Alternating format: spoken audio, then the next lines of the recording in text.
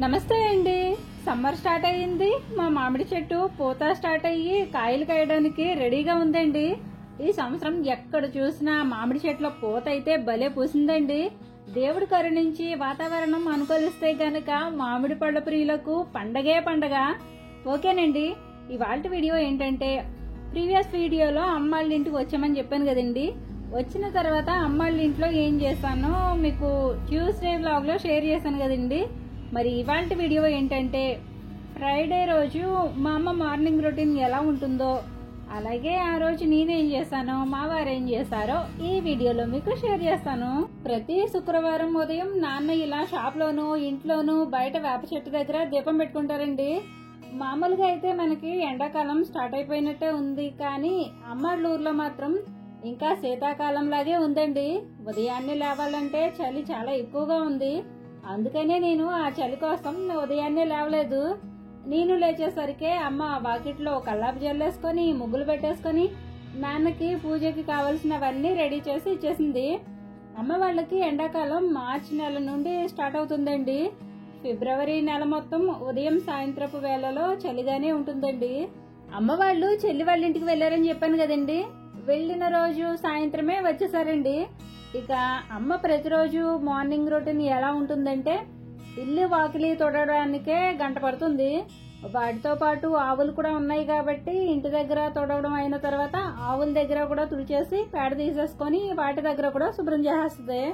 జీవితాన్ని అందంగా ఆనందంగా అనుభవించాలంటే అసలైన జీవితం పల్లెటూరి జీవితమేనండి. అంటే అందరికీ కాదులేండి.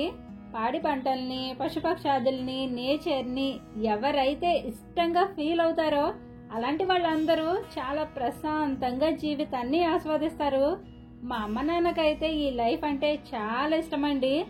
అందుకనే వాళ్ళకి చేసే ఓపిక లేకపోయినా వాళ్ళు చేసే పనిని చాలా ఇష్టంగా చేస్తారు కాబట్టి ఇవన్నీ చేయగలుగుతున్నారు.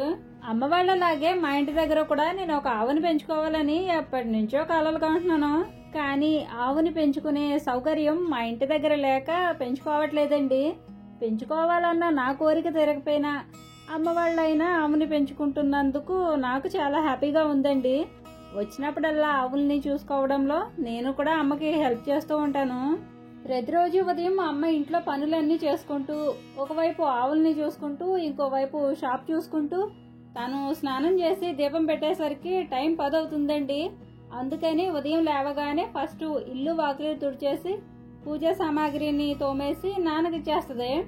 నాన్న ఉదయం లేవగానే స్నానం చేసేసి దీపం పెట్టేస్తారు. ఇది వరకు అయితే నాన్న ప్రతిరోజు ఉదయం సాయంత్రం కూడా దీపం పెట్టేవారు. ఈ మధ్య ఓపిక తగ్గి శుక్రవారం సోమవారం మాత్రమే పెడుతున్నారు. ప్రీవియస్ వీడియోలో చల్లమిరపకాయలు ఊరేసాను కదండి, అవి ఎండలో ఆరబెట్టి మా వారు ఏం చేస్తున్నారా అని చేలోకి వచ్చాను. చేలో మా వారు మొక్కలకి నీళ్లు పోస్తున్నారు. మేము అమ్మాళ్ళ ఇంటికి వెళ్ళిన తర్వాత రోజు అమ్మ వాళ్ళు లేరు కాబట్టి మా వారు షాప్ లో ఉన్నారు. తర్వాత రోజు మాత్రం చేలోకి వచ్చి చేలో ఉన్న మామిడి మొక్కలకి, కొబ్బరి మొక్కలకి, పండ్ల మొక్కలన్నింటికి నీళ్లు పెట్టారు. ఈ సీజన్ లో మొక్కలకి నీళ్లు చాలా అవసరం కదండి. పైగా మామిడి మొక్కలు ఈ టైంలో బాగా పెరుగుతాయి కాబట్టి నీళ్లు పెడితే ఇంకా హెల్తీగా పెరుగుతాయి. ఇక్కడ కనిపించే మామిడి మొక్కలు 2 years మొక్కలండి. ఇంకో 1 year కంప్లీట్ అయ్యే వరకు పూత వచ్చినా దాన్ని కట్ చేస్తూ ఉండాలి. 3 సంవత్సరాల వరకు మొక్కలకి పూత కట్ చేసేవాళ్ళటండి. ఈ 3 సంవత్సరాల వరకు మొక్క బలంగా ఆరోగ్యంగా పెరిగేలా చూసుకొని 4వ సంవత్సరం నుండి కాపు వచ్చేలా చూసుకోవాలటండి. అందుకని ఈ మొక్కలకి నీళ్లు పెట్టేటప్పుడే మా వారు పూత కూడా కట్ చేసేసారు. వర్షాకాలంలో తప్ప మిగతా 2 సీజన్స్ లోనూ ఇక్కడికి ఎప్పుడు వచ్చినా ఇలా చేలో ఉన్న మొక్కలకి నీళ్లు పెట్టుకోవడం, ఎరువులు వేసుకోవడం, ఏ మొక్క ఎలా ఉందో అన్ని చూసుకుంటూ ఉంటామండి. మా చేలో ఉన్న ప్రతి మొక్కకి తెలుసండి వీటిని బ్రతికించుకోవడం కోసం మేము ఎంత కష్టపడుతున్నామో. ఎందుకంటే అమ్మాళ్ళ ఊర్లో ఎండాకాలం మొక్కల్ని కాపాడుకోవడం అంటే సెక్యూరిటీ లేని చెక్ పోస్ట్ లాంటిదేనండి. అంటే మొక్క బ్రతకాలంటే నీళ్ళు ఎంత అవసరమో చేను చుట్టూ కంచె కూడా అంతే అవసరం కదండి. అమ్మ వాళ్ళ ఊర్లో ఎండాకాలంలో ఆవుల్ని, మేకల్ని, గొర్రెల్ని ఇలా పశువుల్ని పెంచుకునే ప్రతి ఒక్కరూ వాటిని గోశాలల్లో కట్టరండి, ఊరి మీదకి వదిలేస్తారు. అవేమో చేలోకి వచ్చి చెట్లన్నీ పాడు చేసేస్తాయి. మరి ఇలా ఎందుకు చేస్తారో ఏంటో మళ్ళీ ఎప్పుడైనా టైం వచ్చినప్పుడు చెప్తాలేండి.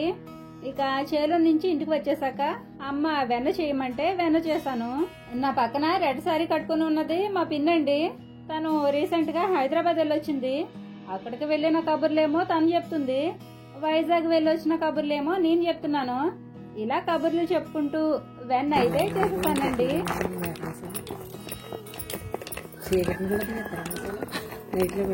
అదే మరేంటి వేరే రెస్టారెంట్కి వెళ్ళి 3 డబ్బులు అయిపోయి.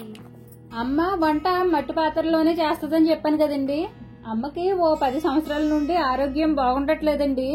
అందుకని ఈ 10 సంవత్సరాల నుండి అమ్మ వంట మట్టి పాత్రలోనే చేసుకుంటుంది. అంటే అందులో వండుకొని తినేస్తే ఆరోగ్యం వచ్చేస్తుందని కాదు, కానీ కొంతవరకు మనం వంట చేసుకునే వంట పాత్రల వల్ల కూడా మన ఆరోగ్యం బాగుండొచ్చు. ఎందుకంటే మనం ప్రతిరోజు తినేది ఏ రకమైన ఫుడ్ అయినా దాన్ని వండుకునే విధానంలోనూ వంట పాత్రల ద్వారా కూడా మన ఆరోగ్యాన్ని కాపాడుకోవచ్చు. మట్టి పాత్రలు స్టవ్ మీద కంటే పుల్లల పొయ్యి మీదే వాడుకోవడానికి వీలుగా ఉంటాయి. పైగా అమ్మ వాళ్ళకి ఏటీఎంలో ఎనీ టైం మనీ ఉన్నట్టు పుల్లలు కూడా ఎనీ టైం దొరుకుతాయి. అమ్మ అన్నం వండి పొయ్యి మీద చారు పెట్టింది. ఈలోగా నేను సొరకాయ పాలే సిగురు చేద్దామని సొరకాయ కట్ చేశాను. తర్వాత ఎండలో ఆరబోసినవన్నీ బాగా ఆరిన తర్వాత పిండి పట్టమని నానకిచ్చాను. వీటితో పాటు రవ దోశల పిండి కూడా పట్టించానండి. ఎప్పటికప్పుడే ఈ పిండిలు అయితే నేను పట్టించుకుంటూ ఉంటానండి. ఎందుకంటే ఏదో ఒక టైంలో అమ్మాళ్ళ ఇంటికి వస్తూ ఉండడం వల్ల పిల్లలకి టిఫిన్కి ఇబ్బంది అవుతుంది. కొన్నిసార్లు వీడియోస్ వల్ల నాకు కూడా టిఫిన్ చేయడానికి ఖాళీ ఉండట్లేదు.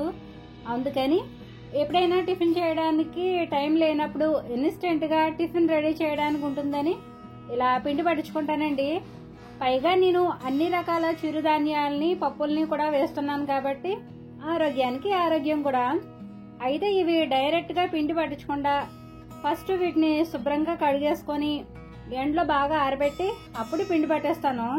వడియాలు పెట్టుకోవాలన్నా, పిండ్లు పట్టించుకోవాలన్నా ఇలాంటివన్నీ అమ్మాళ్ళ ఇంటి దగ్గరే రెడీ చేసుకుంటానండి. ఎందుకంటే అమ్మాళ్ళ ఇంటి దగ్గర ఎండలో ఆరేసుకోవడానికి బాగుంటుంది.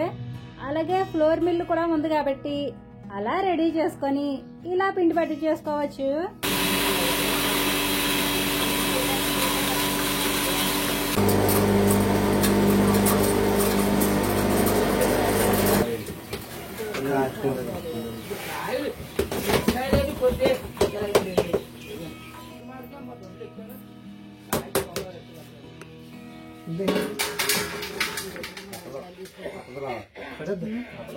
అమ్మాళ్ళ ఇంటి దగ్గర ఉన్న 2 రోజులు టైం వేస్ట్ కాకుండా ఇలా 2 రకాల పిండ్లు అయితే పట్టించుకున్నానండి. వీటితో పాటు చల్ల మిరపకాయలు కూడా తయారు చేసుకున్నాను. అలాగే అమ్మమ్మ శారీస్ కుట్టమనిస్తే వాటిని కూడా కుట్టేశాను. అమ్మ వాళ్ళ ఊర్లో టైలర్స్ ఎవరు లేరండి. ఎప్పుడైనా నేను వెళ్ళినప్పుడు అమ్మవి, అమ్మమ్మవి, పిన్నివి ఏమైనా కుట్టాల్సినవి ఉంటే కుట్టేస్తాను. సాయంత్రం నేను శారీస్ కుడుతూ ఉంటే అమ్మ అటుకులు చెరిగేసుకుంది. ప్రీవియస్ వీడియోలో అటుకులు ఎండలో ఆరేసాను కదండి, ఆ అటుకులే అమ్మ చెరిగేసుకుంటుంది.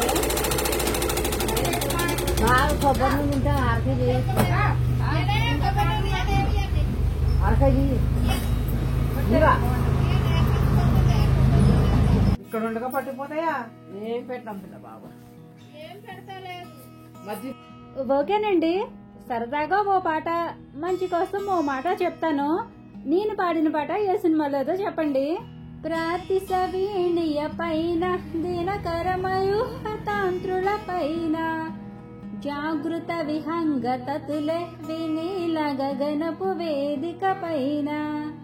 ప్రాతి సవీణియ పైన, దినకరమయూహతాంత్రుల పైన, జాగృత విహంగతతులే వినీల గగనపు వేదిక పైన. పలికిన కిలకిల ధ్వనముల స్వరగతి జగతికి శ్రీకారము కాగా విశ్వకావ్యముకిది భాష్యముగా విరించినై విరచించి తిని ఈ కవనం విపంచినై వినిపించి తిని ఈ గీతం. నేను పెద్ద సింగర్ని ఏమీ కాదులేండి. ఈ పాటతో మీకు కూడా తెలిసే ఉంటుంది. అయితే నాకు సంగీతం అంటే చాలా ఇష్టం అండి. అందుకే ఇలా. ఇక మంచి మాట వచ్చేసి, గెలిచిన వాడు ఆనందంగా ఉంటాడు, ఓడినవాడు విచారంగా ఉంటాడు. కానీ ఆ రెండు శాశ్వతం కాదని తెలిసిన వాడే ఎల్లప్పుడూ సంతోషంగా ఉంటాడు. ఇక అమ్మాళ్ళింట్లో ఫ్రైడే రోజు ఎవరెవరం ఏమేం చేసామో చూసారు కదండి. ఫైనల్ గా నేను మా ఇంటికి పట్టుకుని వెళ్లాల్సినవన్నీ సంచుల్లో సర్దేసుకొని తిరిగి మళ్ళీ మా ఇంటికి బయలుదేరామండి. ఈ చల్లమిరపకాయలు పట్టుకు వెళ్ళడానికి అమ్మాళ్ళ షాప్ లో ఓ డబ్బా ఖాళీ చేసేసి అందులో ఈ చల్లమిరపకాయలు వేసేసానండి. వీటితో పాటు కొన్ని మొక్కలు కూడా పట్టుకుని వెళ్ళానండి. ఓకేనండి, ఈ వీడియోలో అమ్మాళ్ళింట్లో మా డైలీ రొటీన్ తో పాటు సరదాగా పాడిన పాట నచ్చిందో, మంచి కోసం చెప్పిన మాట నచ్చిందో, టోటల్ గా ఈ వీడియో నచ్చిందో లేదో, ఈ వీడియోపై మీ అభిప్రాయం ఏమిటో కామెంట్ చేసి, మీకు ఈ వీడియో నచ్చితే తప్పకుండా లైక్ చేయండి. లైక్ చేయడం మాత్రం అస్సలు మర్చిపోకండి. మరో మంచి వీడియోతో మళ్ళీ వస్తాను. ఉంటానండి. నమస్తే.